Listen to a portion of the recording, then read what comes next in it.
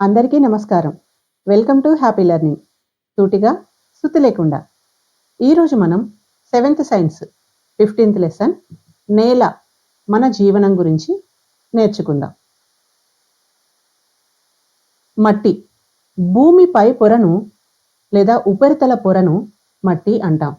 మట్టిలో రాతి కణాలు, హ్యూమస్ మిశ్రమం ఉంటుంది. హ్యూమస్ అంటే మొక్కలకు, జంతువులకు సంబంధించిన కుళ్ళిపోయిన కర్బన సంబంధ పదార్థాలనే హ్యూమస్ అని పిలుస్తాం.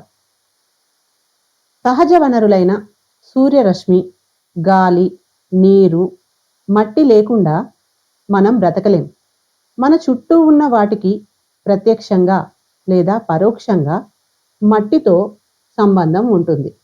ఉదాహరణకి కుండ, వంట పాత్రలు, బొమ్మలు, ఇల్లును మనం మట్టితో నిర్మిస్తాం. కుర్చీ ఇది చెట్టు నుంచి వస్తుంది. చెట్టు మట్టి నుండే పెరుగుతుంది. సో ఈ విధంగా ప్రత్యక్షంగా లేదా పరోక్షంగా వస్తువులన్నిటికీ మట్టితో సంబంధం ఉంటుంది. వినాయక విగ్రహాలు లేదా దుర్గామాత విగ్రహాలను మట్టితో తయారు చేయాలి. ప్లాస్టర్ ఆఫ్ ప్యారిస్ మరియు రసాయనాలు కలిగిన రంగులతో చేస్తే పర్యావరణ కాలుష్యం కలుగుతుంది. మొక్కలు నీటిని, లవణాలను నేల నుండి గ్రహిస్తాయి. వానపాములు, పురుగులు, లార్వాలు, ఎలుకలు, కుందేళ్ళు, ఇంకా చాలా రకాల జంతువులు, సూక్ష్మజీవులు మొదలైన వాటికి మట్టే ఆవాసం అంటే నివసించే ప్రదేశం. మట్టిలో పెద్ద పెద్ద రేణువులు ఉంటే వాటిని ఇసుక నేలలు, సన్నటి రేణువులు ఉంటే బంకమట్టి నేలలు అంటారు. ఇప్పుడు వివిధ రకాల నేలలను ఏ విధంగా గుర్తించాలో చూద్దాం. మనం తీసుకున్న మట్టిని బంతిలా చేయలేకపోతే, కేవలం ఇలా ఒక కుప్పలాగా పోయగలిగితే దాన్ని ఇసుక నేల అంటాం. ఒకవేళ మనం తీసుకున్న మట్టిని బంతిలాగా చేయగలిగితే ఇది వండలి ఇసుక లేదా తేలికపాటి వండలి లేదా బరువైన వండలి లేదా బంకమట్టి నేల, తేలికపాటి బంకమట్టి నేల అయి ఉండవచ్చు. ఇప్పుడు గుండ్రంగా చేయగలిగిన మట్టిని 15 సెంటీమీటర్ల పొడవు గల స్తూపంగా చేయగలిగితే అది విరిగిపోతే తేలిక వండలి. స్తూపంగా చేసినప్పుడు విరగకపోతే అప్పుడు దాన్ని వంచండి. వంచితే విరిగిపోతే లోమ్ నేల, విరగకపోతే బరువైన లోమ్ నేల.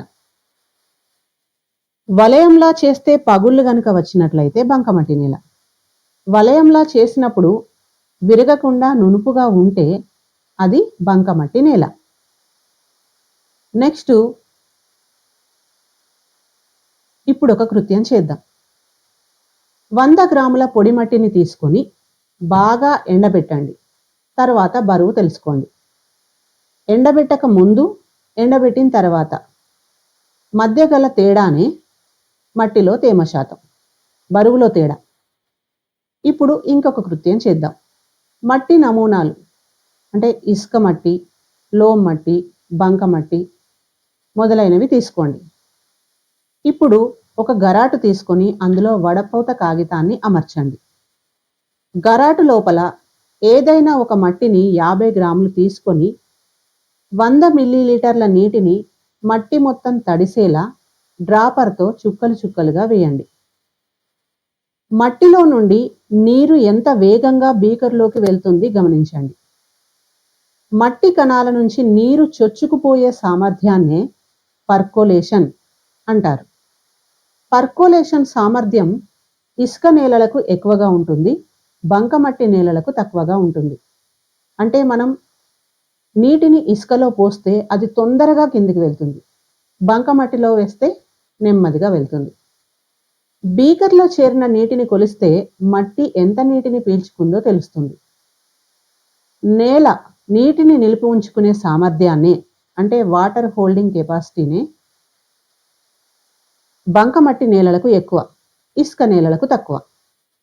నేలలో సహజంగా ఉండే లవణాలు కాల్షియం, మెగ్నీషియం, పొటాషియంల క్లోరైడ్లు, సల్ఫేట్లు, కార్బోనేట్లు మొదలైనవి.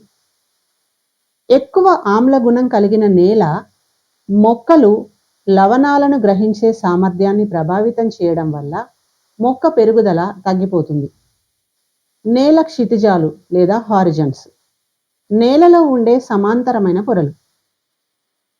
అవి: ఒకటి, ఓ హారిజన్, నేల పై పొర లేదా ఉపరితల పొర. ఇందులో హ్యూమస్ ఉంటుంది. హ్యూమస్ అంటే మనం ఆల్రెడీ చెప్పుకున్నాం. నెక్స్ట్ ఏ హారిజన్, దీనిని ఉపరితల మృత్తిక అంటాం. దీనిలో మినరల్స్, హ్యూమస్ కలిగి ఉండి ముదురు రంగులో ఉంటుంది. ఈ పొరలో విత్తనాలు మొలకెత్తుతాయి. మొక్క వేర్లు కూడా ఈ పొరలోనే అభివృద్ధి చెందుతాయి. నెక్స్ట్ ఈ హారిజన్, దీన్నే ఇంకుడు పొర అని కూడా అంటారు. ఇది లేత రంగులో ఉంటుంది. ఈ పొర ఇసుక, మట్టితో ఏర్పడి ఉండడం వల్ల దీని గుండా నీరు ఇంకేటప్పుడు లవణాలు, మట్టి రేణువులు నీటితో పాటు లోపలి పొరల్లోకి చేరుతాయి. బి హారిజన్, దీనిని ఉపమృత్తిక అని కూడా అంటారు. దీనిలో ఒండ్రు మట్టి, ఇనుము, అల్యూమినియం ఆక్సైడ్, కాల్షియం కార్బోనేట్ వంటి ఖనిజ లవణాలు ఉంటాయి. ఇవి పై పొరల నుంచి నీరు ఇంకేటప్పుడు కిందికి వస్తాయి. నెక్స్ట్ సి హారిజన్, రాతి పొర. దీనిలో పగిలిన రాళ్ళు ఉంటాయి. ఇందులో మొక్కల వేర్లు ఉండవు. సేంద్రియ పదార్థాలు చాలా తక్కువ ఉంటాయి. నెక్స్ట్ ఆర్ హారిజన్, దీనిలో క్రమక్షయం చెందని అంటే పగలగొట్టలేని కఠిన శిలలు ఉంటాయి. ఈ పొరలన్నింటినీ కలిపి నేల స్వరూపం అంటారు. లైమ్ స్టోన్ లేదా సున్నపు రాయిని సిమెంటు తయారీలో వాడతారు.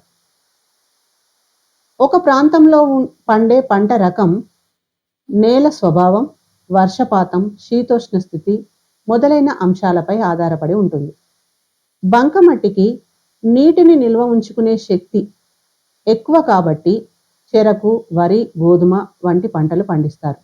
ఎర్రమట్టికి నీటిని నిల్వ ఉంచుకునే శక్తి తక్కువ కాబట్టి నూనె గింజలు, పప్పులు వంటివి పండిస్తారు. లోమ్ నేలల్లో, నల్లరేగడి నేలల్లో పత్తి పండిస్తారు. నేల క్రమక్షయం, గాలి, నీరు మొదలైన వాటి వల్ల నేల పైపొర కొట్టుకుపోవడాన్నే నేల క్రమక్షయం అంటారు. పొలాల చుట్టూ ఎత్తైన చెట్లను పెంచడం వల్ల, ఖాళీ నేలలో గడ్డి లేదా మొక్కలు పెంచడం వల్ల వాటి వేర్లు మట్టి కణాలను పట్టి ఉంచుతాయి. దీనివల్ల నేల క్రమక్షయం తగ్గిపోతుంది. నేల సారాన్ని కాపాడడానికి పంట మార్పిడి చేయాలి. పొలంలో పశువుల పేడ వేయాలి. పేడలో నైట్రోజన్, పొటాషియం, ఫాస్ఫరస్ వంటి లవణాలు ఉంటాయి మరియు పేడ నేలలో తేమ శాతాన్ని పెంచుతుంది.